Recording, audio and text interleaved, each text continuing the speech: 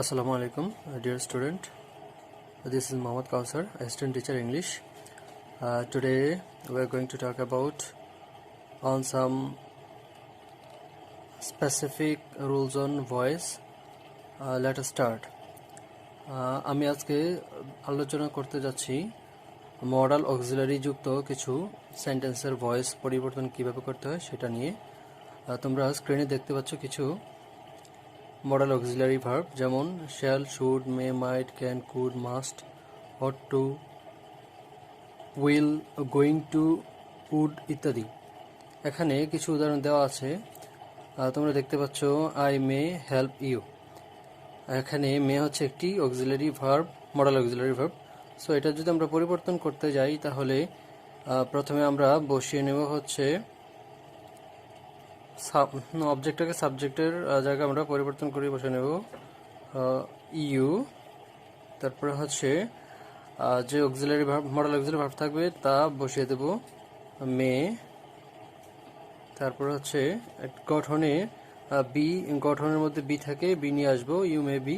তারপর ভার্বের 3 নম্বর বসাবো HELPED, you may be helped. তারপরে হচ্ছে বাই লিখে নেব, প্রিপোজিশন গঠনে যথারীতি থাকে। তারপরে হচ্ছে অবজেক্ট বসিয়ে দেবো, সাবজেক্টের অবজেক্টিভ ফর্ম মি।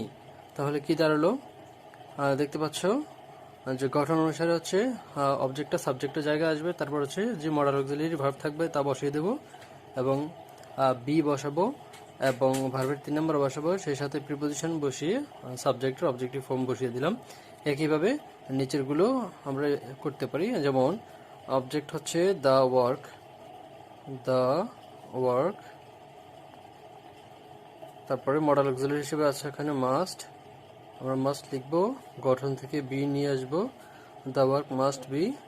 তারপরে ভার্বের 3 নম্বর বসিয়ে দেবো ডান, DONE ডান। তারপরে যথারীতি প্রিপোজিশন নিয়ে আসবো বাই, ইউ এর অবজেক্টিভ ফর্ম ইউ। একইভাবে বাকিগুলো করা যাবে। যেমন দেখতে পাচ্ছ এখানে অবজেক্ট আকারে আছে আওয়ার প্যারেন্টস, ও ইউ আর আওয়ার প্যারেন্টস, এটা সাবজেক্টে চলে আসবে আওয়ার প্যারেন্টস। তারপরে হচ্ছে এখানে মডেল অক্সিলারি হিসেবে আছে হচ্ছে ought to, OUGHT, ought to. গঠন থেকে নিয়ে আসবো বি। তারপরে ভার্বের 3 নম্বর, এখানে ভার্ব হচ্ছে অবেই, OBEY, এটার 3 নম্বর হচ্ছে অবেইড বাই। তারপরে সাবজেক্টের অবজেক্টিভ ফর্ম হচ্ছে আস। এইভাবে আমরা ভয়েস করতে পারি। পরবর্তীতে উদাহরণ দেখো, they are going to open a bank. এখানে মডেল অক্সিলারি হিসেবে আছে হচ্ছে গোয়িং টু, আর এই বাক্যে অবজেক্ট হচ্ছে এ ব্যাংক। সো এটাকে আমরা সাবজেক্ট হিসেবে নিয়ে আসবো এ ব্যাংক। তারপর হচ্ছে মডেল অক্সিলারি যা আছে এ ব্যাংক, এখানে চলে আসবে অক্সিলারি ভার্ব ইজ। তারপরে যে মডেল অক্সিলারি সেটা নিয়ে আসবো গোয়িং টু, গঠন থেকে বি। তারপর হচ্ছে ওপেন্ড বাই দেম। এখানে বলে রাখা ভালো, অনেকে মনে করতে পারে এই সেন্টেন্সটি প্রেজেন্ট কন্টিনিউয়াস টেন্স। বেসিক্যালি কিন্তু এটা প্রেজেন্ট কন্টিনিউয়াস টেন্স নয়, কারণ এখানে হচ্ছে গোয়িং টু, এটা একটা মডেল অক্সিলারি। সো এখানে এটাকে কোনোভাবেই কন্টিনিউয়াস টেন্স ধরার উপায় নেই, বরং এটা নিকট ভবিষ্যৎ বা খুব শীঘ্রই ঘটতে যাচ্ছে এমন একটা কাজ বোঝায়, এবং সেক্ষেত্রে এটাকে আপাতত দৃষ্টিতে মনে হচ্ছে প্রেজেন্ট কন্টিনিউয়াস টেন্স, কিন্তু সেটাকে প্রেজেন্ট কন্টিনিউয়াস টেন্সের আওতায় ধরা যাবে না। এবার আমরা পরবর্তীতে যে ভয়েস চেঞ্জগুলো করব সেগুলো হচ্ছে ডাবল অবজেক্ট যুক্ত। এখানে 2টি অবজেক্ট থাকে, একটা হচ্ছে ব্যক্তিবাচক আর একটা হচ্ছে বস্তুবাচক। সো এখানে বস্তুবাচক যে অবজেক্টটা সেটা হচ্ছে ডিরেক্ট অবজেক্ট, আর ব্যক্তিবাচক সেটা হচ্ছে ইনডাইরেক্ট অবজেক্ট। তো এই ধরনের 2টি অবজেক্ট বিশিষ্ট যে সেন্টেন্সগুলো, এগুলোর ভয়েস করতে গেলে সাধারণত যেটা করতে হয়, যেটা শ্রেয় সেটা হচ্ছে ব্যক্তিবাচক অবজেক্টটাকে সাবজেক্ট ধরে ভয়েস করাটাই শ্রেয়। তাহলে আমরা এখানে যদি হিম, এটাকে যেহেতু ব্যক্তিবাচক অবজেক্ট, এটাকে আমরা সাবজেক্ট ধরে করলে তাহলে দাঁড়ায় হচ্ছে হি। তারপরে হচ্ছে ওয়াজ গিভেন তারপরে যে অবজেক্ট অতিরিক্ত অবজেক্টটা থাকবে সেটা লিখে ফেলবো ভার্বের পরে, এ বুক। তারপর হচ্ছে প্রিপোজিশন নিয়ে আসবে যথার্থে বাই মি। এটাকে এভাবে করা যায়। এখন বস্তুবাচক অবজেক্টটাকে আমরা ধরে ভয়েস করতে পারি, তাহলে হচ্ছে এ বুক ওয়াজ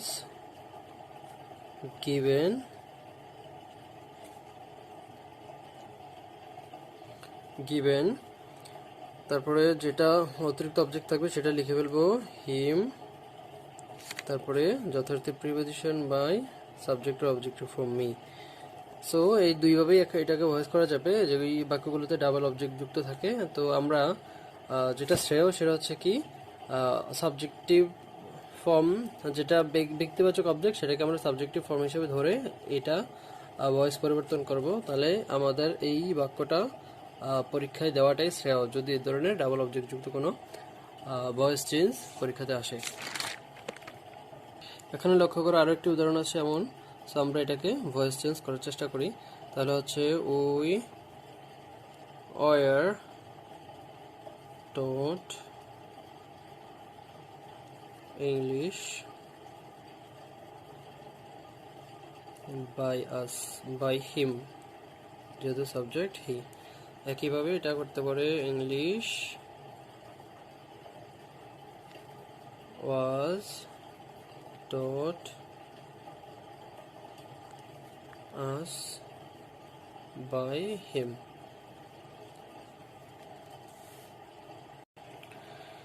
এখন দেখা যাক আমরা ফ্যাক্টরি ভার্বযুক্ত কিছু সেন্টেন্সের বেসিক ভয়েস করব। এখন একটা বিষয় প্রচলিত বইগুলোতে দেওয়া আছে ফ্যাক্টরি অবজেক্ট।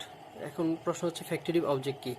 ফ্যাক্টরি অবজেক্ট হচ্ছে ওই সকল অবজেক্ট যেগুলো নিজেরা বাক্যের অর্থের সম্পাদন কমপ্লিটলি করতে পারে না। তো সেক্ষেত্রে এখানে অতিরিক্ত একটা কমপ্লিমেন্ট নিয়ে আসতে হয়। কমপ্লিমেন্ট মানে হচ্ছে একটা যেটা অবজেক্ট সম্পর্কে অতিরিক্ত একটা তথ্য, সেটা ছাড়া অবজেক্ট তার নিজের অর্থ সম্পূর্ণ করতে পারে না, সেক্ষেত্রে অবজেক্টটা কমপ্লিমেন্ট নিয়ে আসতে হয়। এই বাক্যে একটা ফ্যাক্টরি অবজেক্ট যদি বলি তাহলে হচ্ছে ক্যাপ্টেন। এই ক্যাপ্টেনটা হচ্ছে হিমের একটা ফ্যাক্টরি অবজেক্ট বা কমপ্লিমেন্টারি অবজেক্ট বলতে পারি।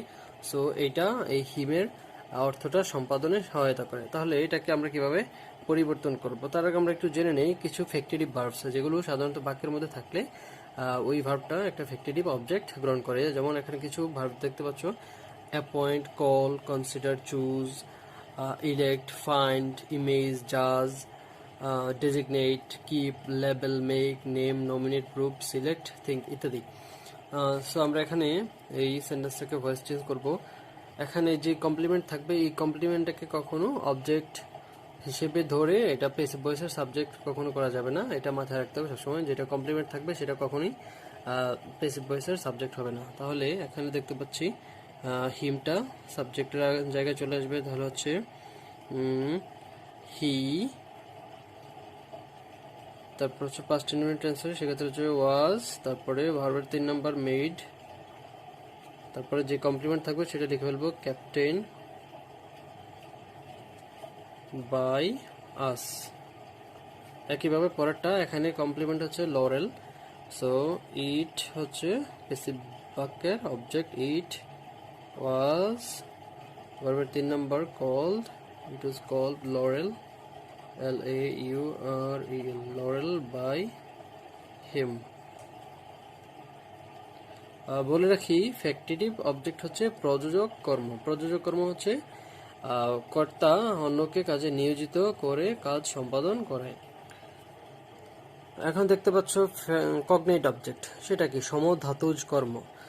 এটা হচ্ছে সমধাতুজ কর্ম হচ্ছে এমন একটা কর্ম যেটা সরাসরি ওই সেন্টেন্সের ভার্ব থেকেই তৈরি হয়। এখানে দেখতে পাচ্ছ রান, রানের পাস্ট ফর্ম হচ্ছে রেন, রেন থেকে এসছে, আবার রান থেকেই এসছে রেস। তাহলে এটাকে ভয়েস করতে গেলে যথার্থ আমরা ভয়েসের নিয়ম এই করবো। সেক্ষেত্রে হচ্ছে এখানে অবজেক্ট হচ্ছে এ রেস, এটাকে সাবজেক্ট নিয়ে আসবো এ রেস, তারপরে পাস্ট ইনডিফিনিট টেন্স সেক্ষেত্রে ওয়াজ, তারপরে রানের 3 number RUN, ran by him. পরেরটা একইভাবে করতে পারি আমরা, তাহলে a song was sung by her. এভাবে আরো অনেকগুলো উদাহরণ আছে, আমরা এখানে দেখি। এ troubled, troubled, troubled sleep was slept by her। এখানে অনেকে বলতে পারো যে স্লিপ তো একটা ভার্ব, কিন্তু স্লিপ নিজে একটা নাউন এবং একটা ভার্বও বটে। তাহলে একইভাবে দেখো, লাভ, লাভ অর্থ হাসা অথবা হাসি, দুইটাই হতে পারে। তাহলে এখন হচ্ছে এই এ বিটাল লাভ, এ বিটার লাভ হবে সাবজেক্ট পেসিভ বাক্যের, A bitter VI bitter love was loved LAUGHED loved by him। আরেকটি উদাহরণ করবো আমরা, a strange dream was dreamed by him। অনেকে বলতে পারো যে ড্রিমের পাস্ট ফর্ম তো ড্রিমড, ড্রিমের পাস্ট ফর্ম ড্রিমড এবং ড্রিমড দুইটাই হয়। তো এখানে আরো কিছু উদাহরণ দেখতে পাচ্ছ, যেমন he walked their walk and talked their talk and she smiled a charming smile. এই উদাহরণগুলো তোমরা নিজেরা চেষ্টা করে দেখতে পারো। She danced, he danced a cheerful dance, he died a painful death. এই উদাহরণগুলো নিজেরা বাসায় চেষ্টা করবে, আশা করি গঠনগুলো অনুসরণ করে করলে নিজেরা করতে পারবে। এখন আমরা যেটা করব, কোয়াসিপেসিভ ভার্বের পেসিভ কিভাবে করতে হয় সেটা আমরা দেখব। এখন প্রথমে বলিনি কোয়াসিপেসিভ ভার্ব কি। কোয়াসিপেসিভ ভার্ব হচ্ছে এমন সকল ভার্ব যেগুলো দেখতে ইংরেজি বাক্যটা অ্যাক্টিভ হলেও কিন্তু বাংলা বাক্যটা হয় পেসিভ।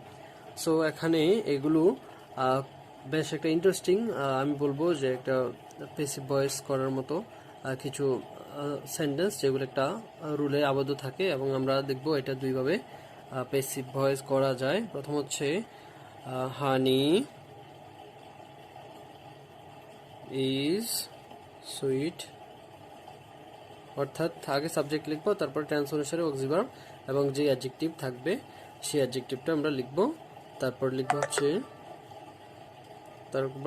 ওয়েন, তারপরে ইট নিয়ে আসবো টেন্স অনুসারে, আবার is, when it is tested।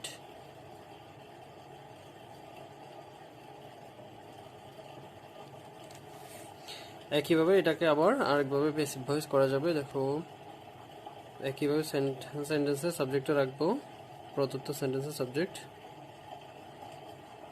Honey is, তারপরে ভার্বের 3 নাম্বার দিয়ে দেবো টেস্টেড, তারপরে যে অ্যাডজেক্টিভ থাকবে সেটা লিখে দেব।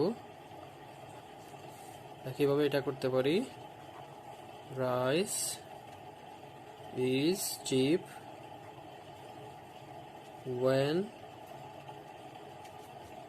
it is sold, অথবা রাইস is sold cheap। আশা করি নিজেরা এভাবে বই থেকে আরো উদাহরণ বাসায় প্র্যাকটিস করবে। এখন আমরা দেখব আজকের লেসনে লাস্ট, সেটা হচ্ছে রিফ্লেক্সিভ অবজেক্ট এর পেসিভ ভয়েস কিভাবে করতে হয় রিফ্লেক্সিভ অবজেক্ট থেকে। এখন প্রথম কথা হচ্ছে যে রিফ্লেক্সিভ অবজেক্টটা কি। রিফ্লেক্সিভ অবজেক্ট হচ্ছে সেই সকল অবজেক্ট যেগুলো সরাসরি বাক্যের সাবজেক্টকেই নির্দেশ করে। যেমন এখানে লেখা আছে হি হার্টস হিমসেলফ, এখানে হিমসেলফটাই কিন্তু সে, তাহলে এটাকে পেসিভ কিভাবে করতে হয়। তাহলে এটা present indefinite tense, he is ভার্বের হার্টের 3 নম্বর হচ্ছে hurt, HURT, he is hurt by himself.